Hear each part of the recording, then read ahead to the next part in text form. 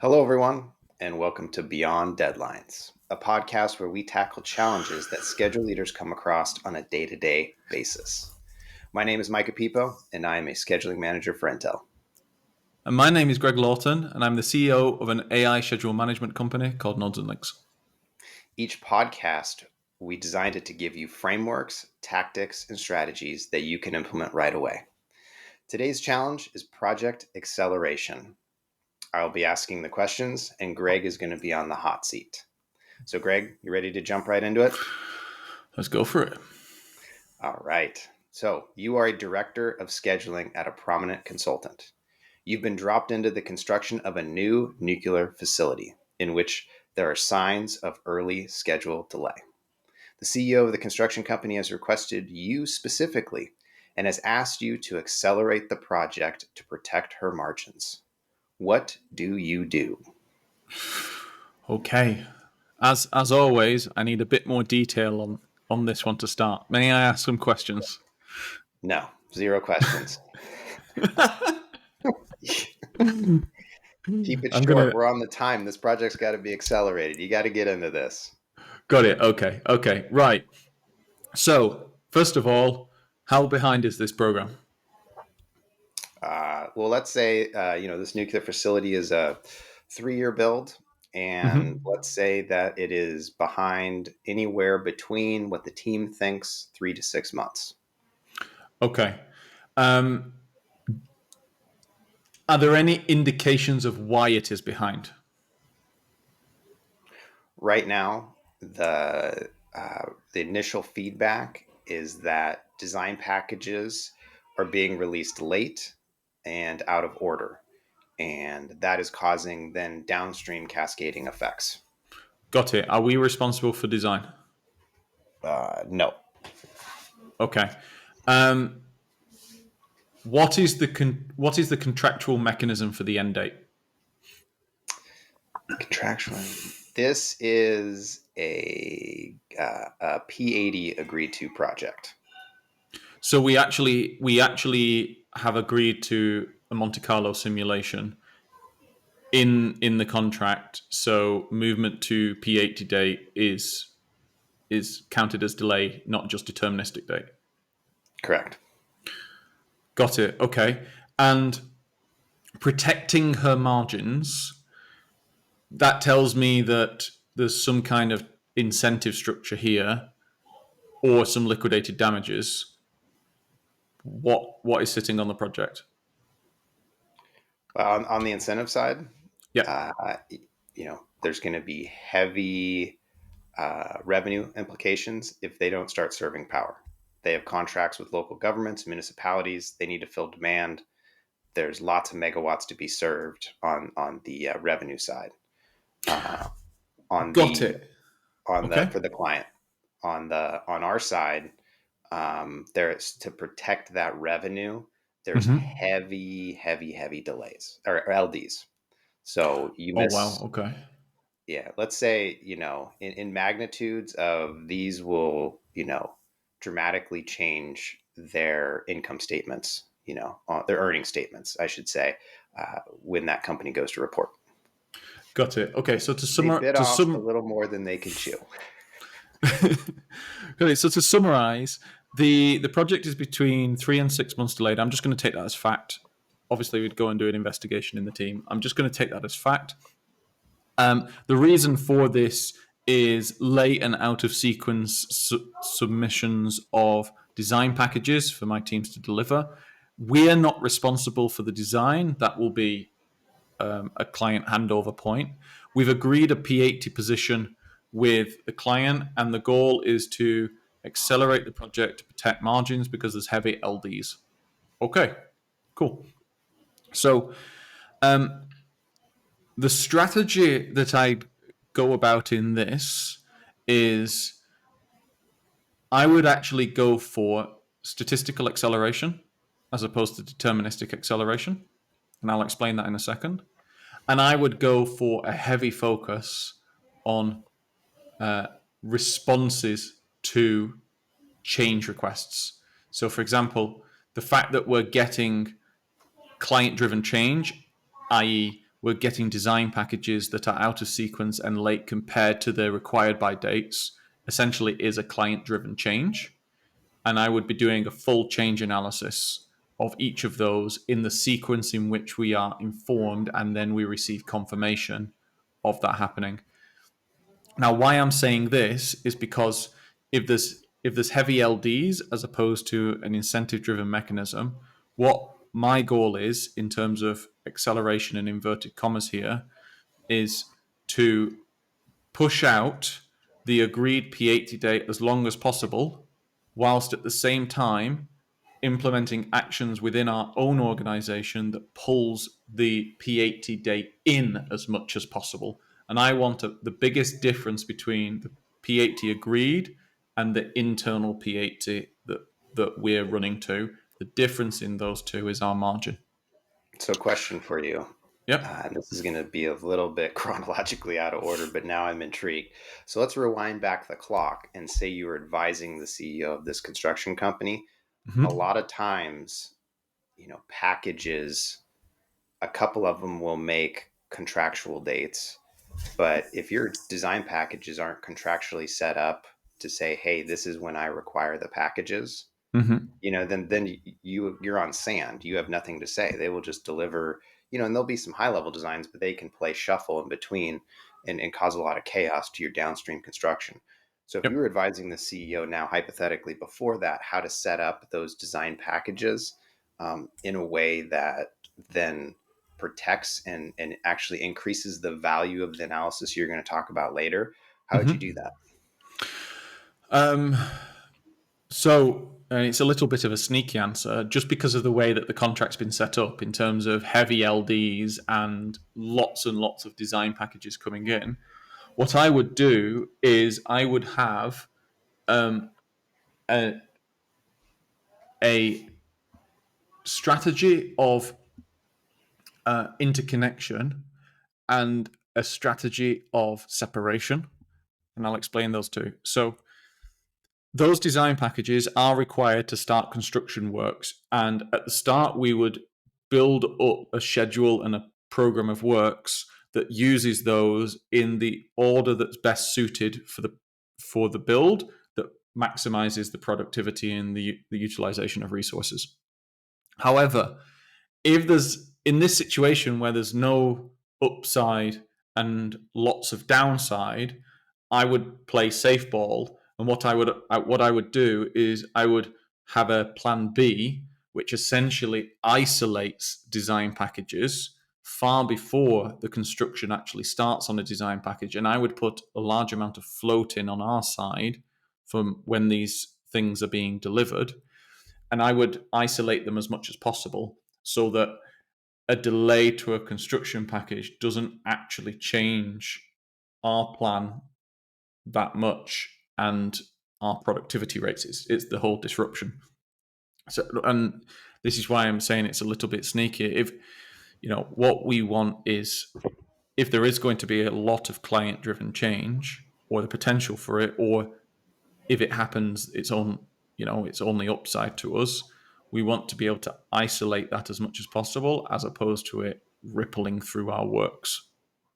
Right. So let's jump back forward. You're Mm-hmm. talking about there is statistical analysis, and the other one was probabilistic, No, statistical and deterministic. Yeah, deterministic. basically Fancy word. deterministic. Give me the Deterministic give me is the explain it like I'm five for both of them. Quickly. deterministic is I take a ruler and go through, and I literally look at the last milestone and go, "What's the date of when we deliver that?"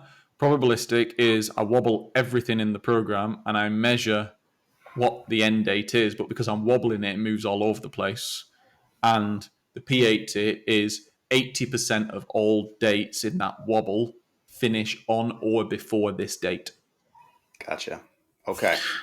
So let's say for sake of time, because I think people Mm-hmm. can probably Google and look up on YouTube how to perform some of these statistical analyses.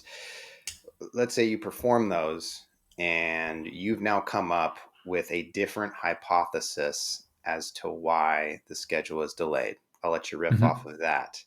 But how do you take now this different hypothesis of what's delaying the schedule, not the design packages, and then redirect this project team and then drive forward an acceleration to fix your new hypothesis.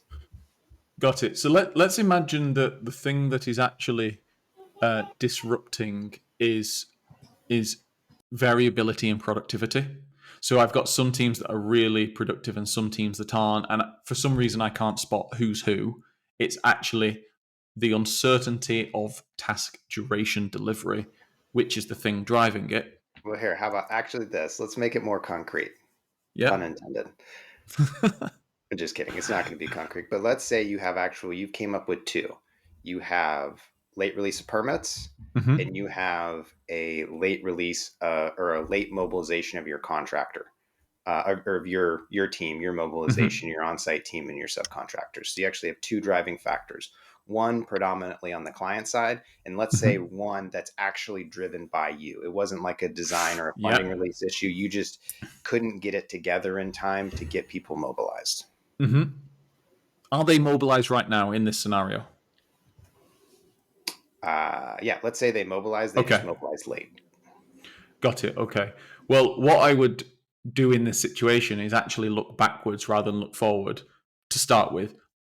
The looking backwards is I would be going about a delay and disruption, a forensic analysis, to try and show that the late release of permits happened first, and therefore it can be argued that a late mobilization was rational on our side because we don't want to mobilize before a permit has been acquired, because that would actually put us in a strong position to have a disruption event, a delay event.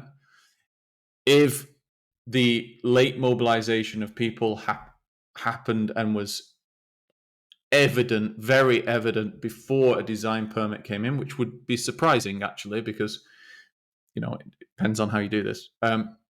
Then we'd be on a weaker footing. So it's almost in this situation, I'd be trying to prove the scenario of I'm late, but you were later first. Very nice. Very nice. Walk us through a little bit of what you say delay analysis. And I guess how I want you to approach this is not so much the specific steps, but these analyses need to go back and be reported to people. So you'll Yep. probably be speaking to the client, you'll probably be speaking to the CEO.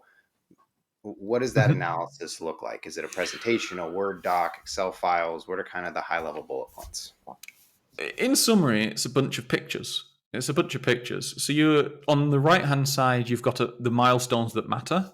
So it's, I don't know, project end date or a main concrete slab laid or whatever. And on the left, you've got every branch that comes from that, and you've got the source of a delay. A delay to a milestone either happens because that milestone in isolation was delayed, very rare, unless it was a design permit give, that kind of thing. Or it happens because things before it that are connected to it happened late. So it literally is, you can draw it with a crayon if you need to. You're tracking back to see what was the thing that pushed the milestone first and the most. Ooh, and actually, don't mean to jump in, but we're getting off. It's like I feel all of our conversations go back to delay. This Mm-hmm. one is on acceleration. It So let me is. tweak my question a little bit. You're now having to pitch an acceleration. Mm-hmm. So what does that look like? Because you're going to need to obviously get something to accelerate the project. Money, Yep. resources, something. Usually it comes back to money. But now So you need to convince people this is the acceleration, this is what it looks like, this is how we're going to go execute it. So this project actually has something in it that makes describing the acceleration much more complex, and it's the fact that it's a P80 agreed date as opposed to a deterministically end date. A deterministic end date is very easy to understand to accelerate because you'll have the critical path and you just say, let's do that faster. And at some point, you'll do it so fast that another path is actually slower than it, at which point you try and accelerate that path by just doing things faster. Now, then you get onto how do you do it faster? Well, there's a million ways to do it faster. You change your calendars so you work double shifts and you work weekends. You get twice as many people involved. You can be clever with getting better equipment, whatever the case is. Because we're dealing with a statistical end date, which is where you've wobbled everything, the main way you actually accelerate a statistical end date is by increasing the predictability of delivery of all tasks near the critical path, which could be an incentive structure, and it still can be all of the techniques that we just talked about. And you get rid of risk events. So, for example, if there's a risk that there's going to be heavy rains in October and we've got to do lots of concreting, you might want to invest in building massive marquees to make sure that if it rains, the concrete can still set. That is a risk investment because if you take that risk out of the model, the P80 date will move left, which is acceleration, and you'll have to spend money. It's just that you're spending money on buying a marquee to make sure concrete sets predictably, as opposed to spending money paying people overtime at a weekend. It's slightly more complex, but it's as simple as that. It would be, if we fix this risk, this project would go 6 days faster. A day is worth $1 million. 6 days is worth $6 million. To fix this risk, we need massive marquees. That will cost $2 million. $2 million is less than 6. We'll save 4. It ultimately is as simple as that. That's super interesting. Super, super interesting. Okay.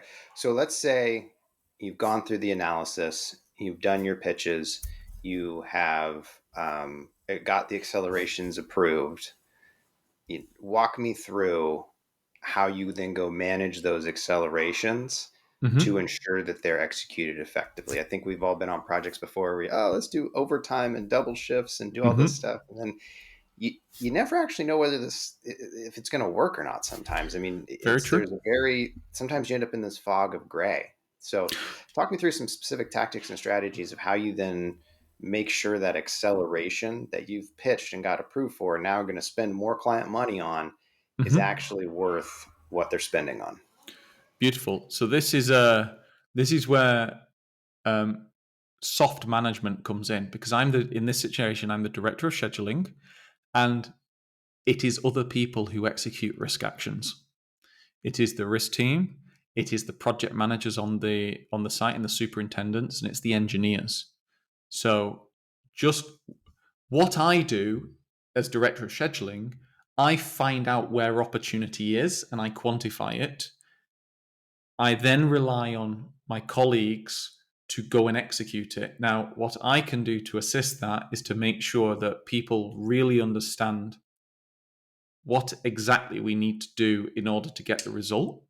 And what I can do is I can measure how the implementation is happening in order to update the plan and to rerun the models. So, for example, let's say that we put a marquee up and it protected us from the rain, but the moisture in the air made the concrete set 20% slower.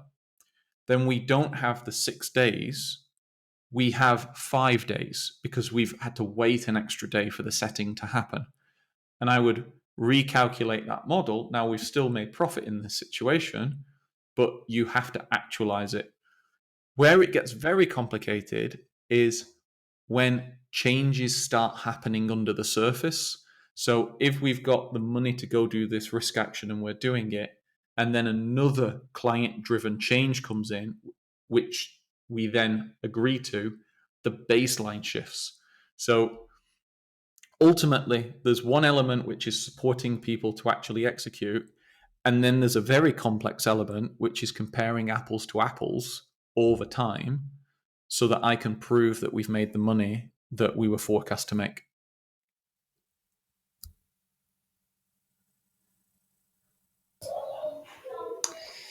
Very good. Very good. Apologies for the delay finding the mute button, as I have little ones running around in the background screaming who probably don't want to be on this podcast. Well, that is all the time we have today. We like to keep these podcasts short and very, very tactical and useful. And so while, Greg, you and I could probably go talk about this for another hour, we'd probably just end up circling back to baselines and delay management, where most of our conversations go. Any Yeah. final thoughts for the crowd before we jump off for today? What I would say is that if you are in a project that has agreed a P position, then the rules of the game are more complex, or more specifically, you've got more weapons you can use to accelerate that project than if the rules of the game are a deterministic end date. And just knowledge of that, just going, how has our end date been agreed? And tells you essentially the weapon cache you have to use to accelerate these projects. Excellent. Very, very cool. Well, we hope you enjoyed the recording today. As always, we look to see you next time. And feel free to hop on Spotify or Apple Podcasts and follow us, because we'll be releasing new episodes every week on Beyond Deadlines.